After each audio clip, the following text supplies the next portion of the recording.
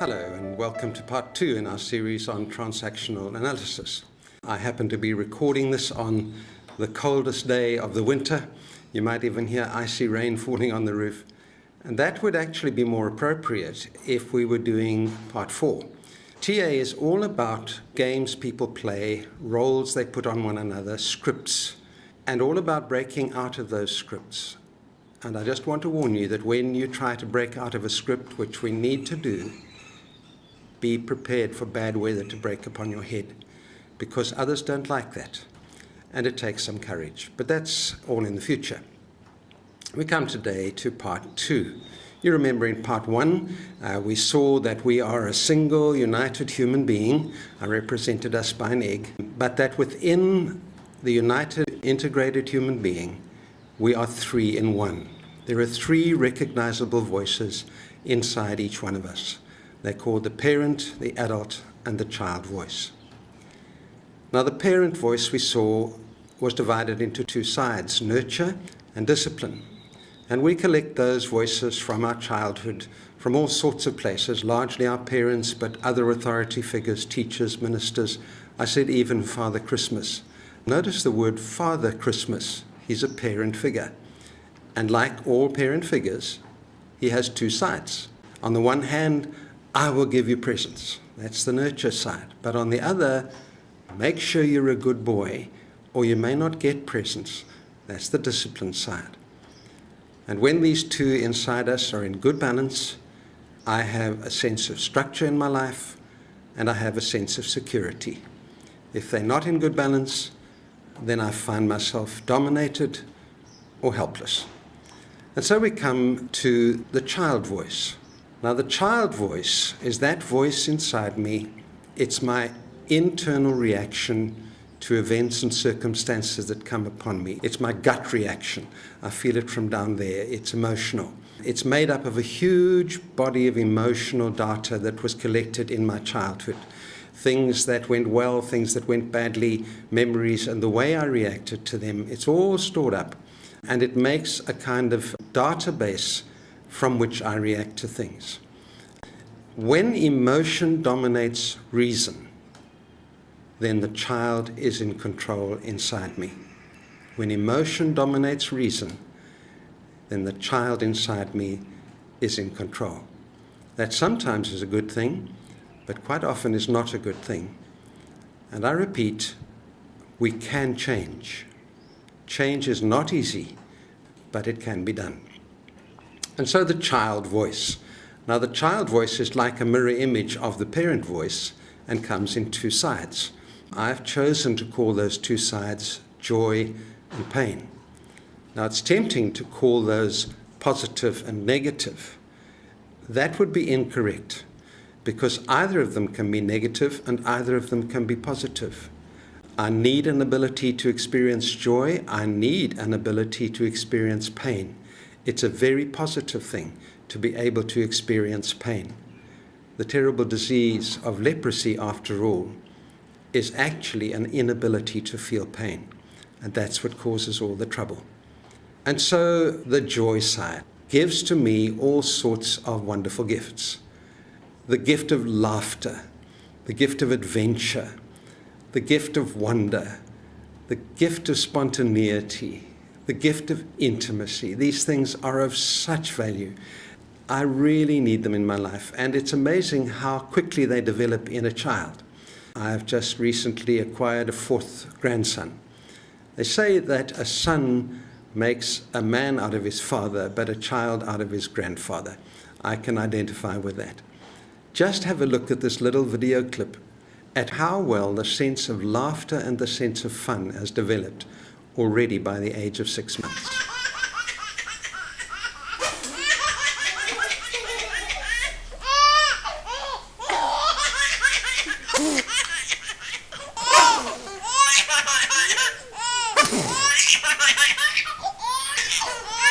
Now, that's a wonderful thing to look at, isn't it? It's very difficult to define where the sense of fun and absurdity comes from that he's already acquired.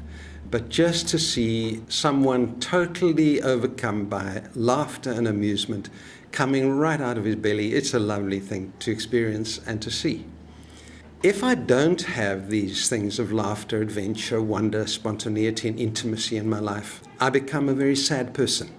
I become very limited. There's no adventure, therefore I don't experience new things.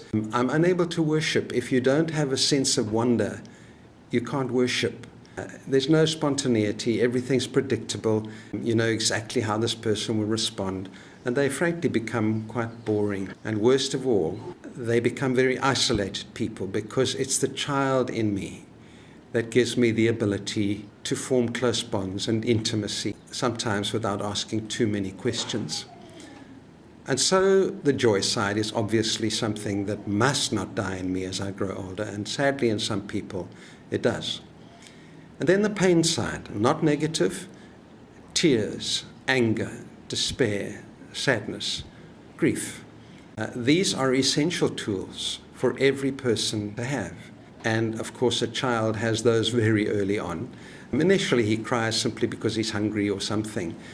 But again, watch my grandson. By the age of 7 months, he's developed the ability to cry and feel despair and fear at quite interesting things. I was singing to him one day, and he didn't mind my falsetto voice, but he certainly objected to my Paul Robeson voice. Take a look at this.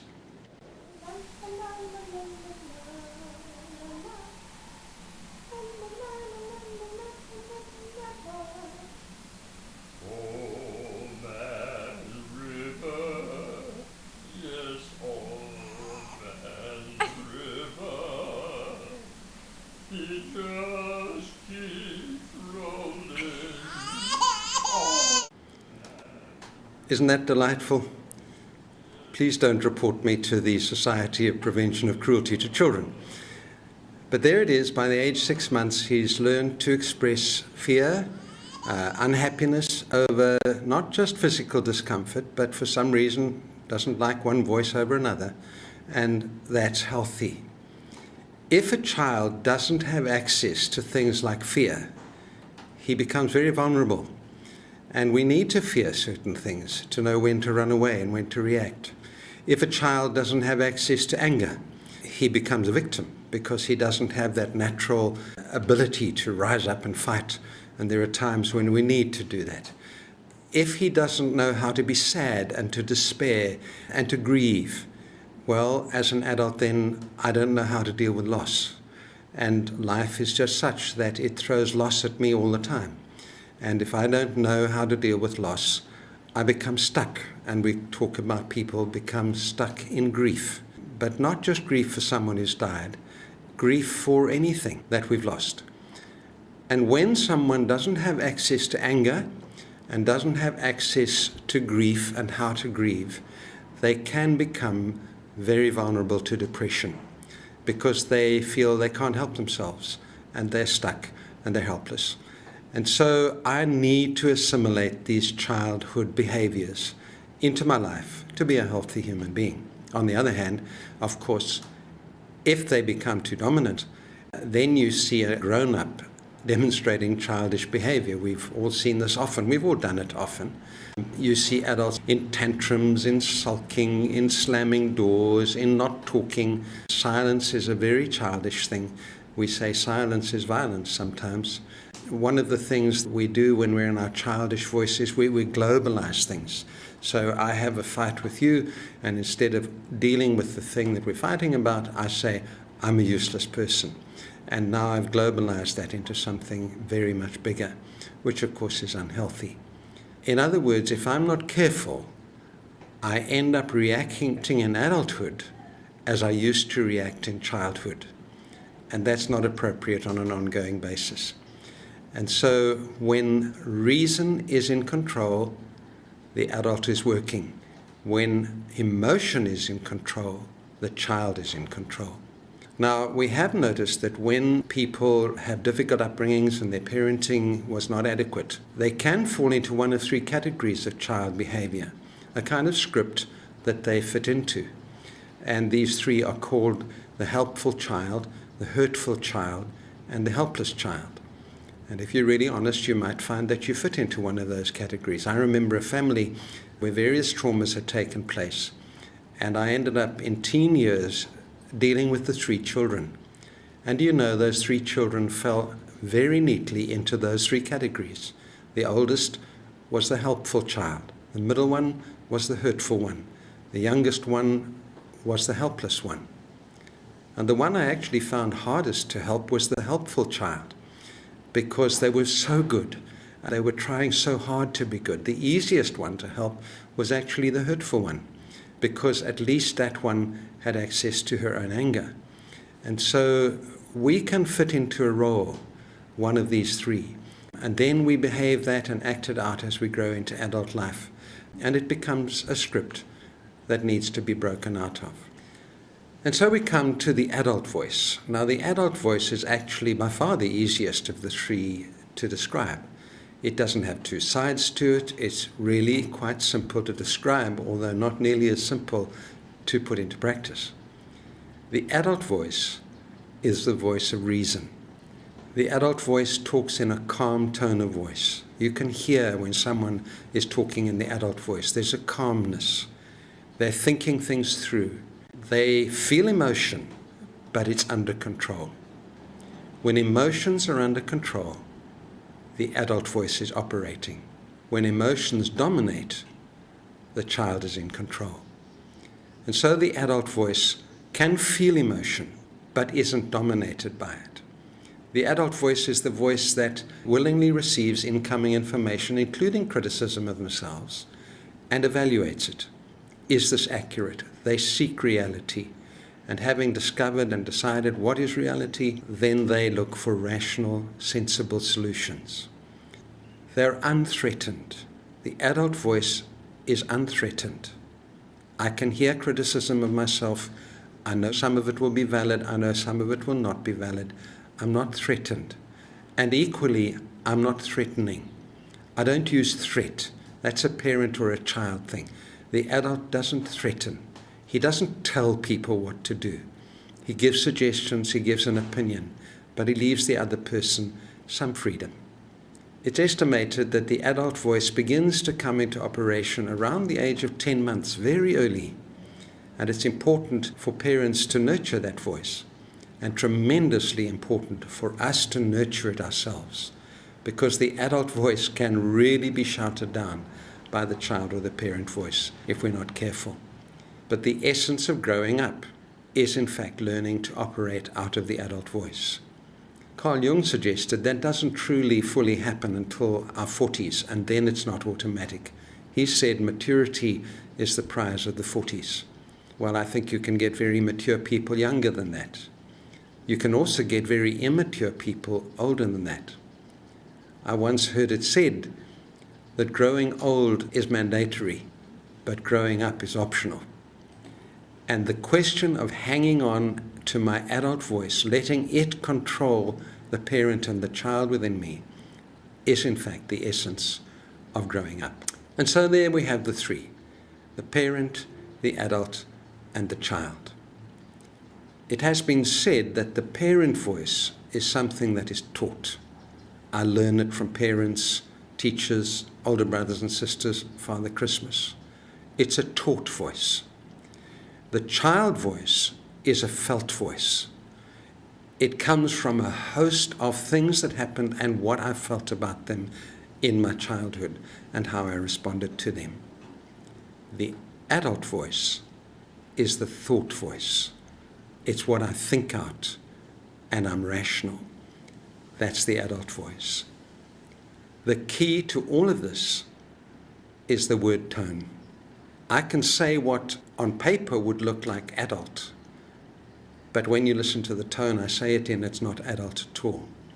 And you can, as I said before, tell which voice a person is using. Even if you don't know the language they're using, you can tell from the tone and the face and the body language. And if I were to ask you to draw up a list of adjectives to describe the tone of the parent voice, the list is huge. Authoritative, compulsive, dictatorial, authoritarian. There are just so many of those words. And so with the child, there are many of those words, sulky, pouty, and so on and so on. But to the adult voice, there are just a few. Calm, reasoning. That's the adult voice. And so we have the three. How do they interact? Well, let us go back to what we said in part 1, that we are made in the image of God, Father, Son, and Holy Spirit. One being, integrated, and yet three distinct personalities. The Father, of course, brings everything that is good about fatherhood, of authority, of nurture, of discipline, the fatherhood of God. I've been reading the book of Deuteronomy lately. Some people have the mistaken idea that the Old Testament is all about rules. Just have another read of the book of Deuteronomy. You will be amazed at how much nurture language there is. As far as I can tell, I didn't count fully, there are an equal number of nurture words. I love you. I will give you a land. I have chosen you. As there are discipline words, you must. The fatherhood of God. God the Father is the perfect parent, fully and totally balancing nurture and discipline. And then you get the Holy Spirit. In the best sense of the word is the child voice. The Holy Spirit gives us energy and life and excitement and even fun in the spiritual life, is the energy. But the Son, who's the equivalent of the adult voice, is always the mediator. The Son always mediates with the Father on our behalf. There is one mediator between God and man, the man Jesus Christ. The Son even mediates on our behalf between the Father and the Spirit. In the last night before Jesus died, he said, I will ask the Father, and he will send the Holy Spirit. And so within the nature of God, mysterious as it is, we can discern these three voices, and particularly that the Son is the great mediator. So it is within us. The adult voice is the mediating voice. It is the key to change. It's the voice that negotiates between the parent and the child. Because the parent and the child are often at odds, as old people and young people are quite often at odds. And neither the parent nor the child is a satisfactory guide to life. And the adult is the voice that negotiates and mediates between them. It doesn't try to shut them up, because there is time when the parent voice is fully appropriate. There is time when the child voice is fully appropriate. It's a very sad thing when a grown-up person can't really laugh, can't really let down their hair, can't really get angry, can't really get sad. Those are very sad things, but the adult keeps it in control. And there are times when the adult says, that's enough of that. Now we will go to something more reasonable and something more calm. Neither the parent nor the child is a satisfactory guide. The adult is the mediator, and the adult is the key to change. If, as I've been talking, you've become aware that your child voice or your parent voice is actually a problem, the key to changing it is through your adult voice. And I believe we can, with the help of God, with the help of Jesus, the great mediator. It's possible to change. Now, in part 1 and 2, we have simply looked at how we are made. That's just me. In part 3 and 4, we will see how this works out when I start relating to other people and their parent and adult and child. And that will be really interesting.